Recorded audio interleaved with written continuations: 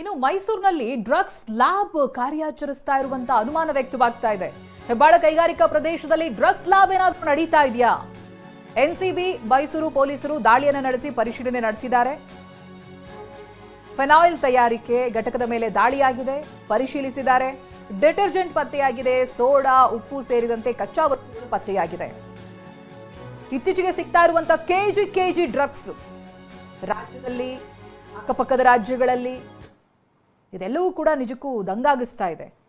ಮೈಸೂರಿನಲ್ಲಿ drugs lab ಕಾರ್ಯಾಚರಣೆ ಮಾಡ್ತಾ ಇದೆಯಾ ಅನ್ನುವಂಥ ಅನುಮಾನ ಕೂಡ ವ್ಯಕ್ತವಾಗ್ತಾ ಇದೆ. ಇದೇ ಕಾರಣಕ್ಕೆ ಇದೀಗ ಎನ್ಸಿಬಿ ಹಾಗೆ ಮೈಸೂರು ಪೊಲೀಸರು ದಾಳಿಯನ್ನು ನಡೆಸಿದ್ದಾರೆ, ಪರಿಶೀಲನೆ ನಡೆಸಿದ್ದಾರೆ. ಆ ಸಂದರ್ಭ ಅಲ್ಲಿ ಒಂದಷ್ಟು ವಸ್ತುಗಳು ಕೂಡ ಪತ್ತೆಯಾಗಿದೆ. ಮಾದಕ ದ್ರವ್ಯ ಜಾಲವನ್ನ ಬೆಂಗಳೂರಿನ ಎನ್ಸಿಬಿ ಪತ್ತೆ ಹಚ್ಚಿದೆ. ಬಂಧಿತರ ಮಾಹಿತಿ ಮೇರೆಗೆ ಮೈಸೂರಿನಲ್ಲೂ ಕೂಡ ಎನ್ಸಿಬಿ ದಾಳಿ ಮಾಡಿದೆ. ಸದ್ಯ ಯಾವುದೇ ಮಾದಕ ದ್ರವ್ಯ ಸಿಕ್ಕಿರುವಂತ ಮಾಹಿತಿ ಬರ್ತಾ ಇಲ್ಲ. ಮೈಸೂರಿನ ಹೆಬ್ಬಾಳ ಪೊಲೀಸ್ ಠಾಣಾ ವ್ಯಾಪ್ತಿಯಲ್ಲಿ ನಡೆದಿರುವಂತಹ ಘಟನೆ ಇದು ಅಂತ ಹೇಳಿದ್ರೆ, ಆಲ್ರೆಡಿ ಬಂಧಿತರಿರ್ತಾರಲ್ಲ ಅವರನ್ನ ಇನ್ವೆಸ್ಟಿಗೇಟ್ ಮಾಡಿದಾಗ ಒಂದಷ್ಟು ಮಾಹಿತಿಗಳು ಗೊತ್ತಾಗುತ್ತೆ. ಅವರ ಮಾಹಿತಿಯ ಮೇರೆಗೆ ಮೈಸೂರಿನಲ್ಲಿ ಎನ್ಸಿಬಿ ದಾಳಿಯನ್ನ ಮಾಡ್ತಾರೆ. ಬಟ್ ಯಾವುದೇ ಮಾದಕ ದ್ರವ್ಯ ಸಿಕ್ಕಿಲ್ಲ ಅಂತ ಗೊತ್ತಾಗ್ತಿದೆ. ಹಾಗೆ ರಾಜ್ಯದಾದ್ಯಂತನೂ ಕೂಡ ಈ ರೀತಿಯಾಗಿ ಈ ಮಾದಕ ವಸ್ತುಗಳನ್ನ ವಶಕ್ಕೆ ಪಡೆಯುವಂತಹ ಕಾರ್ಯ, ಅವರನ್ನು ಟ್ರ್ಯಾಪ್ ಮಾಡುವಂತ ಈ ಪೆಡ್ಲರ್ಸ್ಗಳನ್ನ ಟ್ರ್ಯಾಪ್ ಮಾಡೋ ಕಾರ್ಯ ನಡೀತಾ ಇದೆ.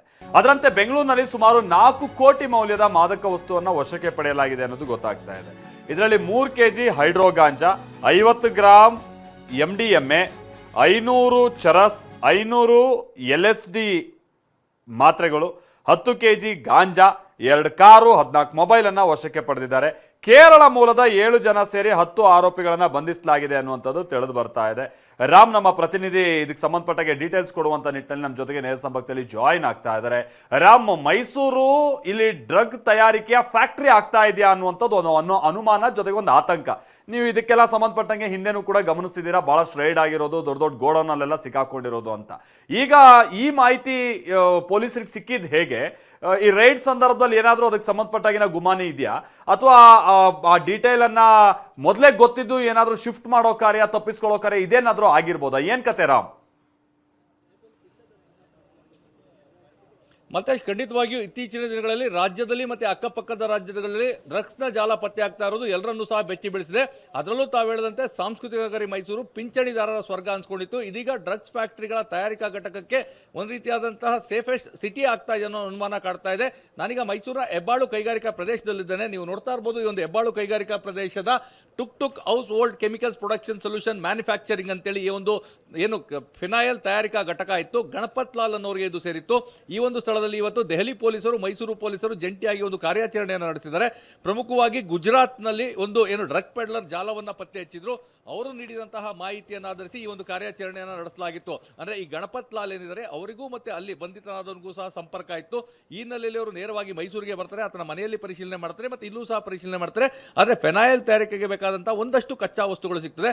ಮತ್ತೆ ಈ ಒಂದು ಘಟಕದ ಒಳಭಾಗದಲ್ಲಿ ಸಾಕಷ್ಟು ಪ್ರಮಾಣದಲ್ಲಿ ಉಪ್ಪು ಪತ್ತೆಯಾಗಿತ್ತು.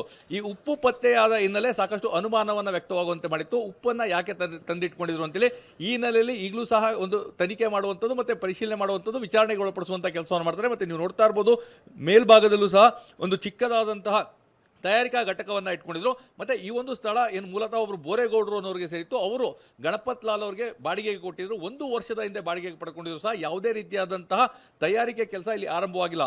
ಕೇವಲ ಯಂತ್ರಗಳನ್ನ ಇನ್ಸ್ಟಾಲ್ ಮಾಡುವಂತಹ ಕೆಲಸವನ್ನು ಮಾಡಿದ್ರು. ಇದು ಈಗ ಸಾಕಷ್ಟು ಅನುಮಾನಗಳಿಗೆ ಕಾರಣ ಆಗ್ತಾ ಇದೆ. ಹೀಗಾಗಿ ಮಾಲ್ತೇಶ್, ತಾವು ಹೇಳಿದಂಗೆ ಎಲ್ಲೋ ಒಂದು ಕಡೆ ಡ್ರಗ್ಸ್ ಜಾಲ ಏನಿದೆ ಅದು ಮೈಸೂರಿನಲ್ಲೇನೆ ತಯಾರಿಕಾ ಘಟಕ ಮತ್ತೆ ಸೇಫೆಸ್ಟ್ ಸಿಟಿ ಆಗ್ತಾ ಇದೆ ಅನ್ನೋ ಅನುಮಾನ ವ್ಯಕ್ತವಾಗ್ತಾ ಇದೆ. ಹಿಂದೆ ಸಹ ಇದೇ ರೀತಿ ಡ್ರಗ್ಸ್ನ ಒಂದು ಫ್ಯಾಕ್ಟರಿಯನ್ನು ಸಹ ಪತ್ತೆ ಹಚ್ಚಲಾಗಿತ್ತು. ಹೀಗಾಗಿ ಇದರ ಒಂದು ತನಿಖೆಯ ನಂತರವಷ್ಟೇ ಇಲ್ಲಿ ಡ್ರಗ್ಸ್ ತಯಾರಿಸ್ತಾ ಇದ್ರಾ ಇಲ್ವಾ ಅನ್ನೋದು ಗೊತ್ತಾಗಬೇಕಾಗಿದೆ. Maltesh, thank you Ram.